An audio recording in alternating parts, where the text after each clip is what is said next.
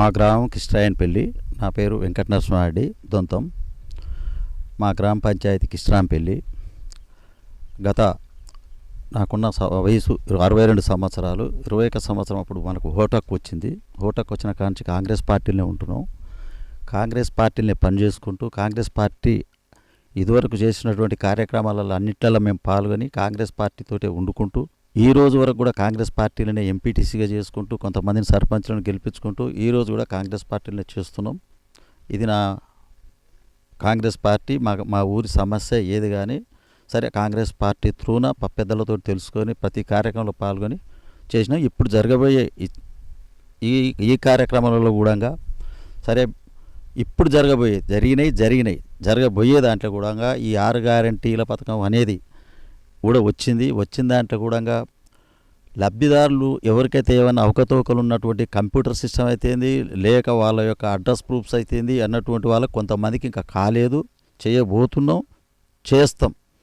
ఇది మా బాలనాయక్ గారు మా ఎమ్మెల్యే గారు ఇచ్చినటువంటి సందేశం మాకు చెప్పిండ్రు. మేము కూడా ప్రజలకు ప్రతి రైతు బంధు విషయం అయితేంది, రైతు రుణమాఫీ అయితేంది, పంట బీమా పథకం అయితేంది, ప్రతి దాన్ని మేము పబ్లిక్లో మేము మా పార్టీ చెప్పిన కాడికి ఇదివరకు కూడా గత సంవత్సరాలలో కూడా పార్టీ చెప్పిన విన్నాం, చేసినాం, ఒప్పించినాం. ఇవాళ కూడా చేస్తున్నారు.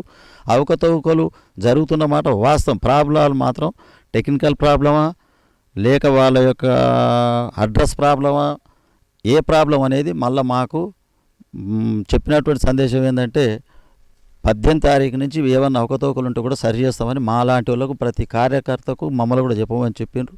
మేము కూడా చెప్తున్నాం ఏదైనా ఇష్యూలు ఉంటే తీసుకురా అంటే సరి చేద్దామని చెప్పారు. ఇది మా పార్టీ ఇచ్చిన ఆదేశం. అదే మాట మీద మేము పబ్లిక్కు మేము చెప్తున్నాం. కేంద్ర బడ్జెట్ మీద మాకు కొన్ని సంతోషించవలసినవి కొన్ని అయితే మేము సంతోషిస్తున్నాం. ఏంటంటే డబల్ బెడ్రూమ్లు అనే దాని మీద ఇప్పుడు 5 లక్షల రూపాయలు ఇస్తామని మన స్టేట్ గవర్నమెంట్ అన్నది. సరే కేంద్ర గవర్నమెంట్ కూడా ఇండ్ల స్థలాల మీద ఆ ఇండ్ల మీద కూడా వాళ్ళు ఫోకస్ పెట్టి మాకు ఇచ్చినటువంటి దాంట్లో మేము సంతోషంతో ఉన్నాం. పేద బలహీన వర్గాలకే వాళ్ళకు పెద్దపీట వేసే వాతావరణం ఏర్పరచుకున్నారు, చేస్తున్నారు. ఇంకా కానీ అమల్లోకి అన్నీ రాలేదు, చేస్తారు అనే నమ్మకం మా పార్టీ కార్యకర్తలకు కానీ మేము ప్రోత్సహించే అటువంటి మేము నమ్ముతున్నాం. ఎస్సీ వర్గీకరణ సరే కులగణన అనే వ్యవహారికానికి వస్తే అక్కడ ఉన్నటువంటి జన ప్రభావాన్ని బట్టి పబ్లిక్ ప్రభావాన్ని బట్టి వాళ్ళు చేస్తారు. దాన్ని మేము ఆమోదించవలసిన విషయమే. నేను ఓసీ అయినా రాజ్యాంగ ప్రకారంగా ఏ విధంగా వాళ్ళు అనుసరిస్తే ఆ విధంగా మేము పార్టీ కార్యకర్తలుగా పాటించవలసిందే. కులగణనలో అంటే ప్రాతిపాదిక ప్రకారంగా వాళ్ళు తక్కువ వస్తారా ఎక్కువ వస్తారా అనేది నిర్ణయం వచ్చినప్పుడు కదా. మనమైతే అడ్వాన్స్ అయితే చెప్పలేము. వాళ్ళు మేమున్నాము అని ఆ మాట అంటున్నారు, బీసీలు ఎక్కున్నారు అని అంటున్నారు. కానీ అది మొత్తం వాళ్ళు కంప్లీట్ చేసిన తర్వాత మాకు సంతోషం. ఏ కులము తలం అనేది మాకు అవసరం లేదు. చేయవలసిన విషయమే చేయవలసిందే. రెడ్డి రాజ్యం అనేది కాదు. పేద బలహీన వర్గాల నుంచి ఆపద నుంచి ఉన్నది రెడ్డి వాళ్ళు ఉన్నా కానీ రెడ్డి వాళ్ళు ఉన్ననాడు చేసినటువంటి వ్యవస్థలు మీరు ఎక్కడైనా మర్చిపోని వ్యవస్థలు ఉన్నాయి. ఇప్పటికి కూడా మర్చిపోని వ్యవస్థలే ఉన్నాయి. ఎక్కడ ఏడైనా సరే ఒకసారి 1971 నుండి ఇందిరాగాంధీ భూ సంస్కరణలు పెట్టి మన బడా నేతల దగ్గర ఉన్న భూములు గుంజి అప్పుడు రెడ్డి వాళ్ళ దగ్గరనే ఉన్నాయి. గుంజి పంచిచ్చినాడే సపోర్ట్ చేయలేదు. బ్యాంకు జాతీయాలు చేసినాడే సపోర్ట్ చేయలేదు.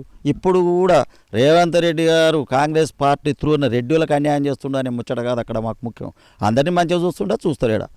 అది మా పార్టీ తరఫున ఇచ్చే సందేశం. ఎంత రెడ్డిలు ఉన్నా బలహీన వర్గాలకు సేవ చేయవలసినటువంటి పనే. కానీ రెడ్డి అనే ఒక రెడ్డి అనుకునేవాడు ఉంటేనే ఇది సరిపోదు కదా. మనం ఎప్పుడైనా ఆ పదమే రాకూడదని మనం అంటున్నాం. రెడ్డి అనే పదమే రాకూడదు. జనసమూహంలోకి వచ్చిన తర్వాత రెడ్డి ప్రభావం ఎక్కడ ఉంటుంది? అది భ్రమ, అనుకునే వాళ్ళది భ్రమ. ఇక అది పార్టీ యొక్క విధానాలను పార్టీ యొక్క అక్కడ ఉన్నటువంటి సిచ్యువేషన్ బట్టి వాళ్ళ యొక్క వాతావరణాన్ని బట్టి దేనికైనా దీన్ని ఏమంటారంటే అక్కడ ఉన్న సిచ్యువేషన్లో కూడా ఏలేటోడు కావాలనేది ఒకటి ఉంటుంది.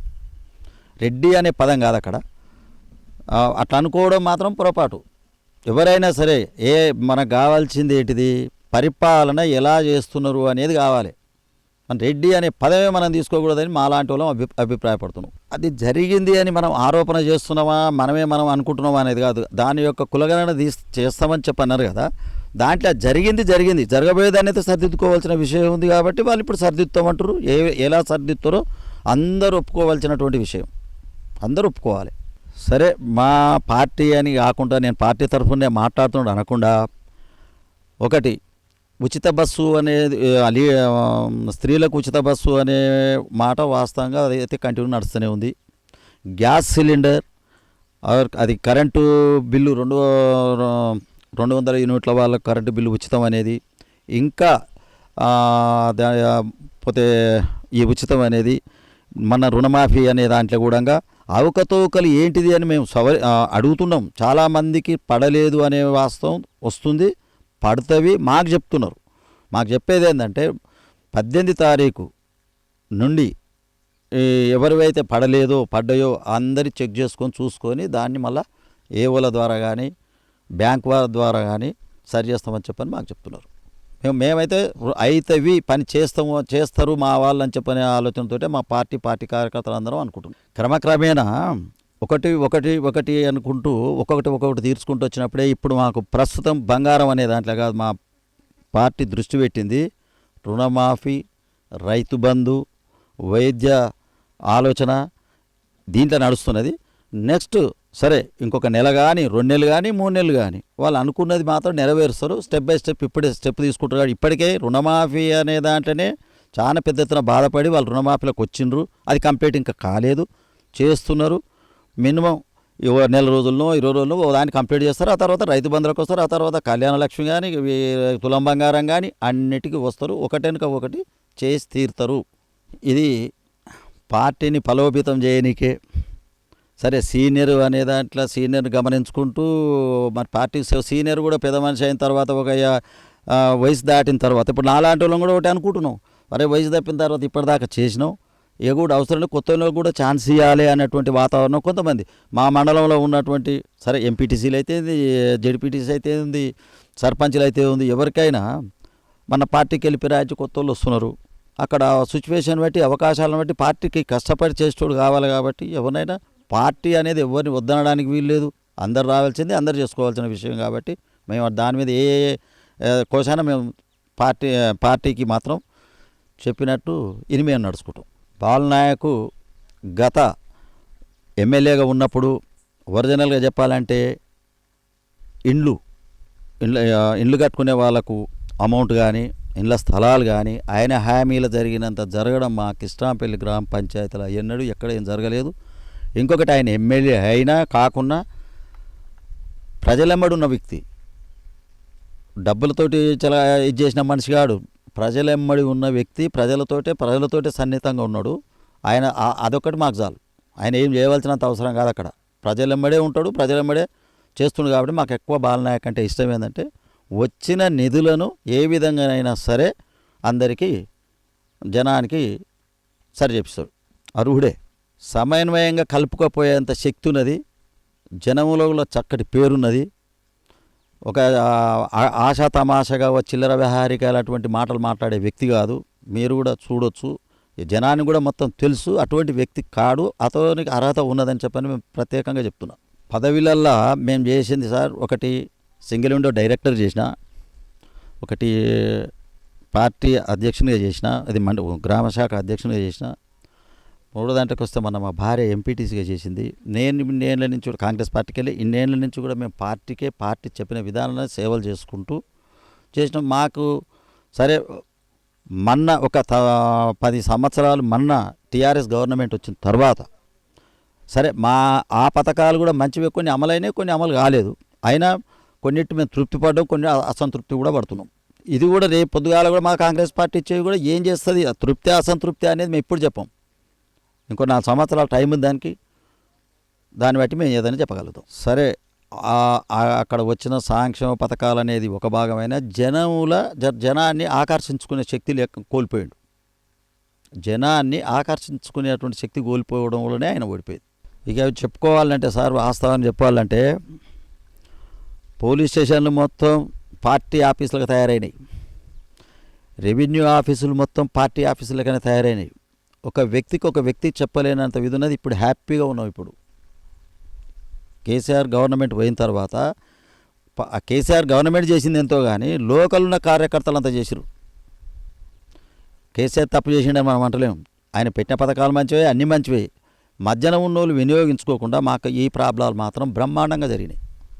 ఒక పిఎస్కి పోయినా, ఒక రెవెన్యూ ఆఫీస్కి పోయినా, ఒక డిస్ట్రిక్ట్ కలెక్టర్ ఆఫీస్కి పోయినా ఈ అవకతవకలు బ్రహ్మాండంగా చిన్న చిన్న పనులే, పెద్ద పనులు కాకుండా చిన్న పనులకు కూడా అవకతవకలు జరిగిన మాట వాస్తవం. 100% ప్రోత్సహిస్తుంది యువతను.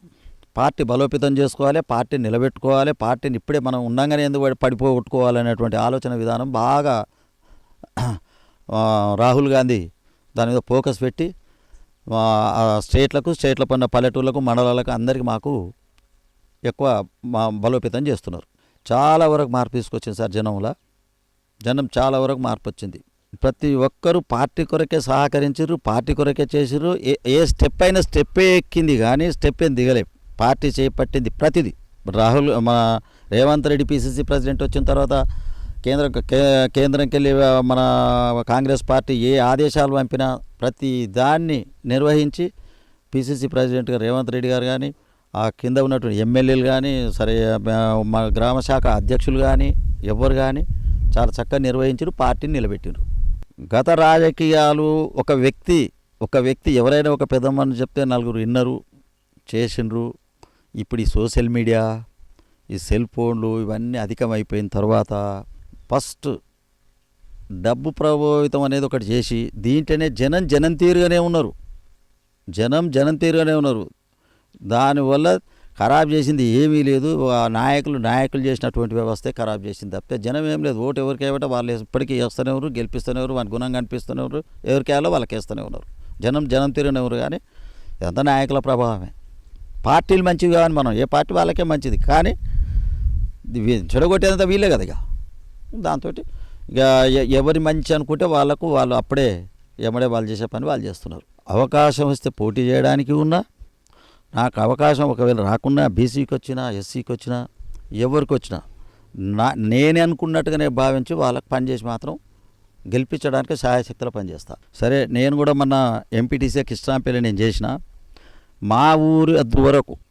సరే, నాకు మల్లెపల్లి ఉంది, రాయనగూడ ఉంది, ఇది ఉంది. మేము డబ్బుల చెలగాటంతో ఏం చేయలేదు, మంచి మనసుతోటి ఒకటి. సరే, వాళ్ళు రూపాయి పెట్టిన కాడ మేము ఒక చారాన పెట్టవచ్చు, కానీ మా జనం అటువంటి దానికి మాత్రం ఆలోచించకుండా చక్కగా ఓటేసిండ్రు. ఎంత ప్రభావితం చేసినా కానీ మా పార్టీ వాళ్ళు మాత్రం సక్రమంగా నడిచారు. ఆ నమ్మకం మళ్ళీ కూడా మాకుంది. నిన్న కూడా బాగానే చేసిండ్రు. మేము కోరుకునేవి మొత్తం పల్లెటూళ్ళలో కోరుకున్నా ఫస్ట్ విద్య, వైద్యం, ఈ రెండు ఉంటే చాలు, మాకు ఏదొద్దు అనేటువంటి వాతావరణంలో ఉన్నారు సార్ జనం ఉన్నది. ఏడైనా అదే మా ఒక్క ఊరనే కాదు, ఏ పార్టీ అనే కాదు, మాకేదొద్దురానాయన, మాకు కావాల్సింది విద్య, వైద్యం. ఈ రెండు తర్వాత మీరు ఇక కొత్త ఏది పెట్టినది వ్యవసాయం. సరే, ఓటర్లకు 10 సంవత్సరాల నుంచి ఇక్కడ రేషన్ కార్డ్స్ అనేవి టోటల్ బంద్ ఉన్నాయి. మాకు కావాల్సినవి చెప్తున్నా, మా ఊరద్దు వరకే చెప్తున్నా. మాకు కావాల్సినవి రేషన్ కార్డ్స్ ఒకటి కావాలి. రైతు బంధు అనే దాంట్లో మాకు రైతులు ఎవరైతే ఉన్నారో రైతు బంధు అని ఒకటి కావాలి. రెండొకటి రైతు పాస్బుక్, రైతు లోనుకు అనుసంధానం ఉండాలి. పోడు భూములు ఏవైతే ఉన్నాయో, పంట పండని భూములు ఉంటాయి కదా, వాటికంతా రైతు బంధు కట్ చేయాలి. కట్ చేసి వీటికి ఇస్తే మాకు విద్యా వైద్యానికి ఇస్తే మాకు సంతోషం. మాకేం లేదు, మొత్తాన్ని తీసేయమని అనము. ఇవి మాకు సక్రమంగా నడిపితే చాలు.